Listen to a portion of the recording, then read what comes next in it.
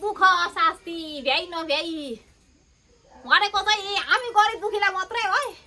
कहिले सन्चाका दिन आएनन्। हेर पड्के लोद्दर अलछिनी साँझमा भाले बाँसेको मरोस्। खाऊ न है पड्केर लगेर काटेर खाऊ।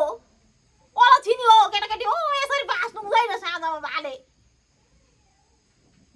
1 किलो दुध खानु छ, दुःख कहाँसम्म छ भने गाई पनि पाल्नु पर्यो, घाँस काट्नु पर्यो, खोले बनाउनु पर्यो। गोठामा गाई पालेपछि आज पानी झऱ्यो भन्न पाइएन, आज घाम बेसी लाग्यो घाँस काट्न सकिन भन्न पाइँदैन, गाईले बुझ्दैन। यो प्रभु जाबो त्यो 1 किलो दुध खानु छ। बिहान उठेकादेखि गाईको पछि लागेको छ। आफ्नो भात खाना यहाँ बितिसक्छ। गाईलाई घाँस भनो, खोले भनो, पानी भनो, गाई थलो भकारो सोर्नु भनो, खोले काट्नु भनो। कति दुःख। यो प्रभु त्यो मुलो सेतो थुपो खानलाई त्यति दुःख गर्नुपर्छ। पर दोकानमा साफा प्याकेटमा आउँछ ओबानो, मैलै नलागी। यो प्रभु घाँसै नकाटी गाई नपालीभरि मान्छेले दुधै खाएका छन्। हेर त भाग्य भनेको त्यस्तो हो नि। भाग्यमानीले घरमा बसी कच्चै नछोई, घाँसै नकाटी, गाई बस्तै नदेखि पनि दही खान पाएकै छन्, दुध खान पाएकै छन्, घिउ खान पाएकै छन्। यही अभागी खप्पर हो पड्के। जसै गर्दान छैन लागेन भएन। कस्तो चाहिँ कर्म लेखो यो दैवले मेरो चाहिँ। प्रभु लेखो कस्तो कर्म लेखो।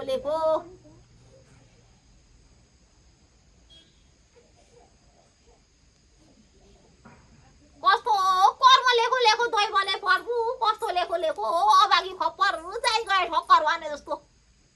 त्यो यति धावा गरेर गाई बस्तुलाई जाबो 1 मग दुध खान पाइँदैन।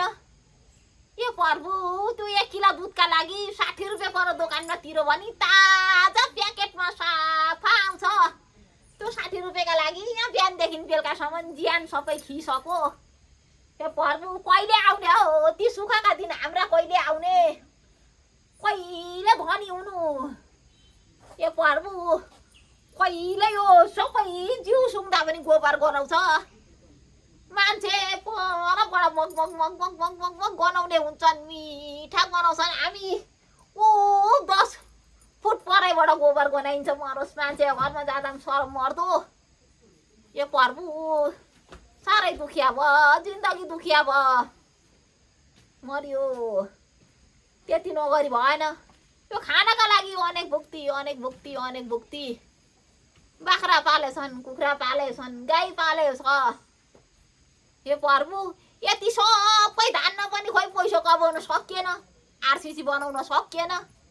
मरोस् पड्के बुढालाई पर दिनभरि यसो गरेर होइन हेरेर पुगिरहेछ। मलाई यी दुःखै मात्रै गरेर मरोस्, कहिले पुगेन। खाली दुःख। प्रभु मर्यो। विरक्त लाग्न थालो। प्रभु विरक्त लाग्न थालो। मरोस् अब के गर्नुपर्ने हो, कसो गर्नुपर्ने हो। साँझ पर्यो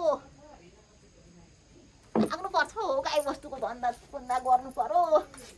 कच्या राखिरहेको छु यहाँनिर कागो पड्के। मरोस्। अब गएर घाँस लिएर आइन्छ। एक अङ्गालो उदासे ल्याएर सुकाइदिनु पर्यो, ओइलाइदिनु पर्यो। भोलि त घाम लाग्छ होला हौ। मरोस् यस्तो। यो प्रभु पानी चाहिँ नजतिदेऊ।